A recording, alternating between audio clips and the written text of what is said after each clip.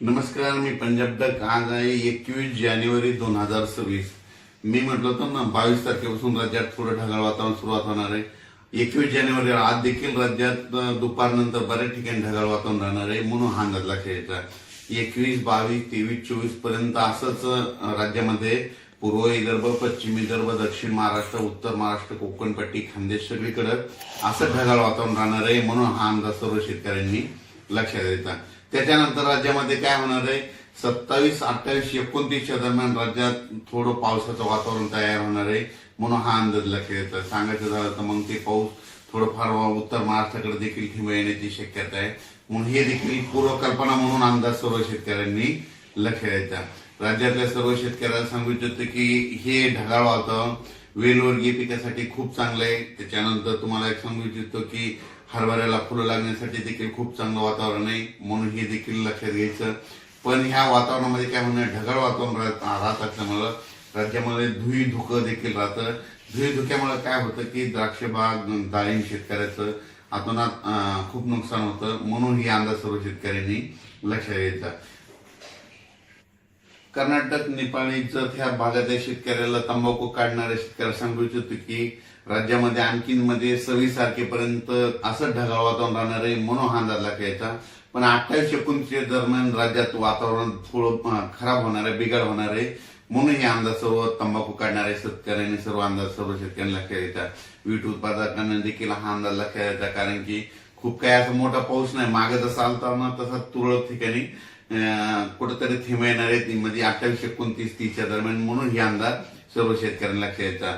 उत्तर महाराष्ट्रातल्या सर्व शेतकऱ्यांना सांगू इच्छितो की 29, 30च्या दरम्यान, 28, 29, 30च्या दरम्यान तुमच्याकडे थोडं जास्त खराब वातावरण होणार आहे, ढगाळ वातावरण राहणार आहे, म्हणून उत्तर महाराष्ट्रातल्या शेतकऱ्यांनी हा अंदाज लक्षात द्यायचा. मग हे वातावरण कशामुळे खराब होणार आहे त्याचा एक मला कल्पना देतो. काय झालं की वेस्टर्न डिस्टर्ब WD काय झालं, गुजरात, राजस्थान, पंजाब, हरियाणा, मध्य प्रदेश, उत्तर प्रदेश तिकडे काय होणार आहे आता ह्या म्हणजे 26 ते 30 दरम्यान, म्हणजे जानेवारीच्या शेवटच्या आठवड्यात त्या 5-6 राज्यामध्ये काही ठिकाणी बर्फवारी होईल, कुठं गारपीट देखील होईल, कुठं मध्य प्रदेशमध्ये, राजस्थान, हरियाणा, पंजाब, उत्तर प्रदेश तिकडे गारपीट होईल. पण त्याचा असं काय होणार आहे, महाराष्ट्राला मग ढगाळ वातावरण राहील आणि तुरळक ठिकाणी मग क्वचित भागामध्ये कुठंतरी थिंब पडतील, म्हणून हा अंदाज सर्व शेतकऱ्यांनी पूर्वकल्पना म्हणून लक्षात यायचा. म्हणजे सांगायचं झालं तर मग फक्त महाराष्ट्रामध्ये ढगाळ वातावरण तुरळक ठिकाणी 28, 29च्या दरम्यान कुठंतरी काही भागात अंशतः थिंब येण्याची शक्यता आहे, म्हणून हा अंदाज सर्व शेतकऱ्यांनी लक्षात द्यायचा. खूप काही असा सर्वदूर मोठा पाऊस नाही, फक्त मागे जशी परिस्थिती झाली होती तशीच परिस्थिती आता राहणार आहे, म्हणून हा अंदाज सर्व शेतकऱ्यांनी लक्षात घ्यावा. द्राक्ष शेतकरी, डाळिंब शेतकऱ्यांना सांगू इच्छितो की राज्यामध्ये म्हणजे आज 21च्या दुपारनंतर म्हणजे 21 पासून ते 30 तारखेपर्यंत असं क्लाउडली म्हणजे ढगाळ वातावरण राहणार आहे, जास्त सूर्यदर्शन होणार नाही. त्याच्यामुळे तुम्ही तुमच्या फवारणीचं तुम्ही तुमचं नियोजन करू शकता.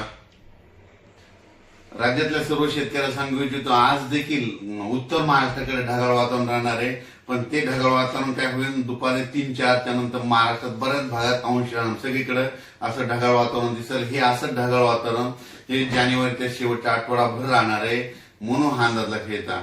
मग राज्यात मग 28, 29, 30च्या दरम्यान काय होणार आहे, थोडं आणखीन याच्यापेक्षा जास्त वातावरणात बदल होणार आहे. मग ते कुठं होणार आहे, नंदुरबार जिल्हा, धुळे जिल्हा, जळगाव जिल्हा, नाशिक जिल्हा, त्याच्यानंतर अहिल्यानगर, पुणे जिल्हा, कोकणपट्टी पूर्ण, त्याच्यानंतर सातारा, सांगली, सोलापूर, कोल्हापूर ह्या पट्ट्यामध्ये काय होणार आहे, मग थोडं जास्त ढगाळ वातावरण राहील आणि तुरळक ठिकाणी थिंब देखील 28, 29च्या दरम्यान त्या पट्ट्यामध्ये येतील, म्हणून ही अंदाज त्या शेतकऱ्यांनी लक्षात घ्यावा आणि आपण आपल्या फवारणीचे नियोजन करावे. धन्यवाद.